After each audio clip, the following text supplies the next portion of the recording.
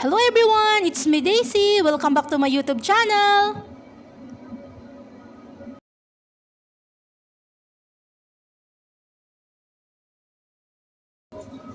Balat po ng manok ang ating lulutuin for today. Bali, hiniwa ko na po ng medyo malalaki po yung balat po ng manok. Hinugasan ko pong mabuti at binabad ko po ng paminta at asin.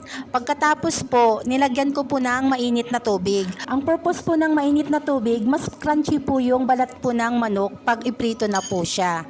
Yung parang maluluto po siya konti. Halo-haluin lang po para mapantay po yung pagkakaluto po niya sa mainit na tubig. Tapos pabayaan lang po ng ilang minuto. I-check po natin kung medyo kumapal na po lahat yung balat po ng manok, pwede na po natin ilagay po sa strainer.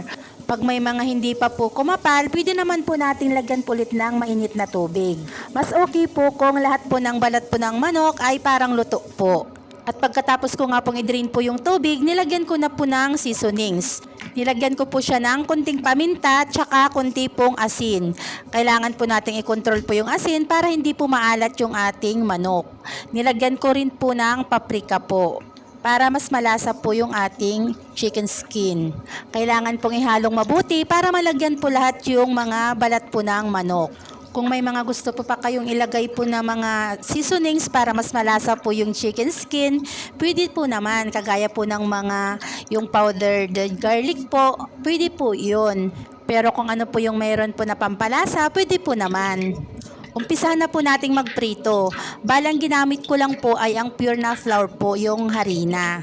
Bali dahil lang po sa may lasa na po yung ating manok, hindi ko na po dinagdagan ng halong pampalasa po yung harina. Bali kinut ko lang po siya na maigi tapos nilagay ko na po sa mainit na mantika. Kung gusto nyo pong dagdagan po ng pampalasa po yung harina, pwede po naman. Pero kung gusto nyo po ng mas malutong po, pwede naman po kayong gumamit po ng breadcrumbs. Repeat procedure lang po tayo hanggang matapos po yung ating pagkukot sa ating chicken skin. Kailangan medium heat lang po para maganda po yung pagkakaluto ng chicken skin. Hindi po siya mabigla at masunog. Bali-balik rin lang po natin para pantay-pantay po yung pagkakaluto po niya. Yung kulay po niya na golden brown. At pag nag-golden brown na po lahat, pwede na po nating hanguin. Repeat procedure lang po ang ating gagawin hanggang maluto po lahat yung ating chicken skin. Napakasimple at napakadali pong gawin. Pwede po siyang pang-ulam at pang-merienda. Hindi na po tayo bibili sa labas. Magluluto na lang po tayo. Mas sure pa. Tayo nung nagluto, alam na rin natin na malinis po kasi tayo po yung gumawa. Paghanguin po natin, gagamit po tayo ng strainer para po yung excess oil po niya madidrain po. Sa sausawan po naman, nasa sa atin na po kung ano po yung gusto po natin na sausawan. Pwede po yung suka, pwede naman po yung sweet and chili, kagaya po ng ginamit ko po. Sana may natutunan po kayo sa ating video for today.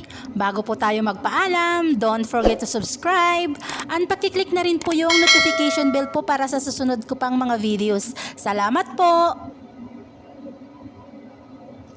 Thanks for your time and thanks for watching!